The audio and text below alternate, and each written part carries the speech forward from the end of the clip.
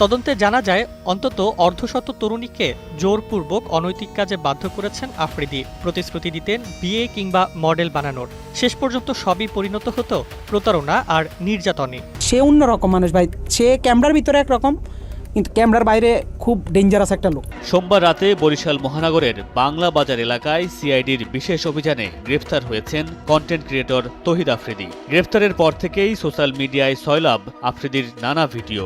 সাবেক ডিবি প্রধান হারুনের সঙ্গে তার ব্লগ ছাড়াও ধীরে ধীরে প্রকাশ্যে আসছে নানা অভিযোগ, যা শেয়ার করছেন অনেকেই। অভিযোগ আছে বাবার টিভি চ্যানেলের ক্ষমতা আর প্রভাবশালী নেতাদের ছত্রছায়ায় আফ্রিদি গড়ে তোলেন ভয়ঙ্কর এক সিন্ডিকেট। সবাই তার অফিসে ডাকাইতেছে। আমরা টিমের যারা যারা মানে ছাত্র আন্দোলনের সময় তার বিপক্ষে চলে গেছিলাম। তার বেল্টের বাড়ি আমার তো বেশি কেউ খায়নি, তা বেল্ট খুইলা আমার কুত্তার মতো পিড়াইতো।